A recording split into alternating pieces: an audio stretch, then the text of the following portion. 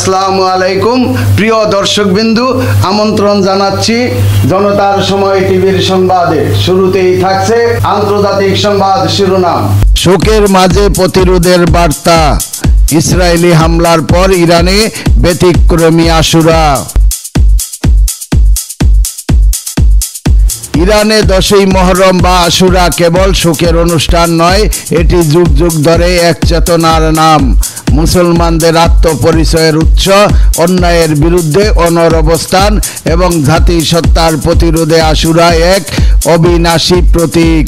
চলতি বছরে মুহররম এই প্রতিরোধ চেতনাকে নতুন মাত্রা দিয়েছে, কারণ যখন ইসরায়েল ও যুক্তরাষ্ট্রের সাম্প্রতিক আগ্রাসনে পুরো ইরান ছিল উত্তেজনার কেন্দ্র, তখন ইমাম হুসাইন রাদিয়াল্লাহু আনহুর শাহাদাত স্মরণে আয়োজিত আশুরার শোকানুষ্ঠান রূপ নেয় জাতীয় ঐক্য, সংহতি, প্রতিবাদ ও প্রতিরোধের সমাবেশে। নেতানিয়াহু শাহর আহ্বান, জনসমর্থনের বাস্তবতা। ইরানের সঙ্গে সংঘাতের মধ্যে ফক্স নিউজকে দেওয়া এক সাক্ষাৎকারে ইসরায়েলের প্রধানমন্ত্রী নেতানিয়াহু দাবি করেন, ইরানের 80% মানুষ সরকার উৎখাত করতে চায়।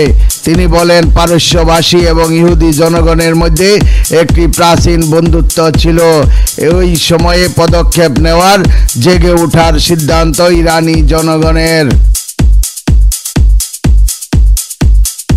অন্যদিকে ইরান ও ইসরায়েলের মধ্যে যুদ্ধবিরতি কার্যকর হওয়ার কয়েক ঘন্টা আগে 24শে জুন প্যারিসে এক সংবাদ সম্মেলনে ইরানের শেষ শাহ মোহাম্মদ রেজা পাহলভির ছেলে রেজা পাহলভি বলেন, এটাই আমাদের বার্লিন প্রাচীর ভাঙ্গার মুহূর্ত। তিনি সেনাবাহিনী ও জনগণকে বিদ্রোহের আহ্বান জানান। কিন্তু বাস্তবে এর বিপরীত চিত্রই দেখা গেছে।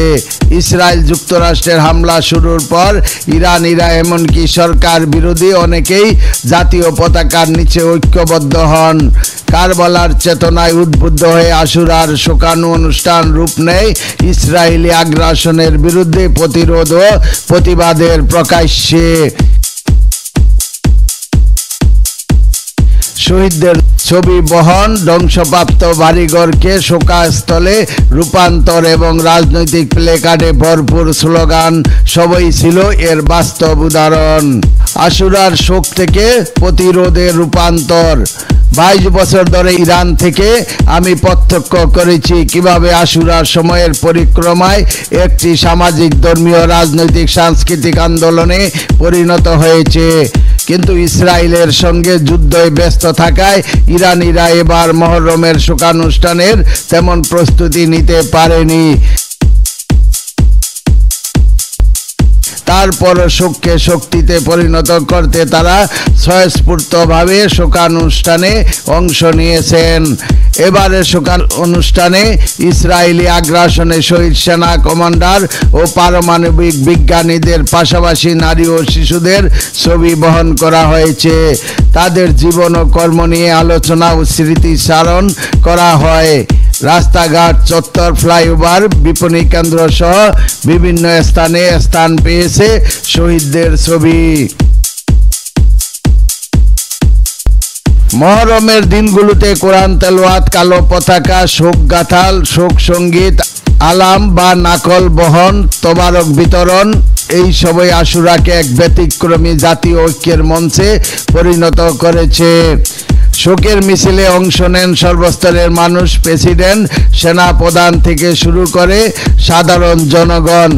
আশুরা ও আশুরার দিনে আলাম বহনকারী যুবকদের দৃঢ়তা, শোক মিছিলের শৃঙ্খলা সবই প্রমাণ করে ইরানে আশুরা এক শুভ্র ও সচেতন চেতনার বহিঃপ্রকাশ।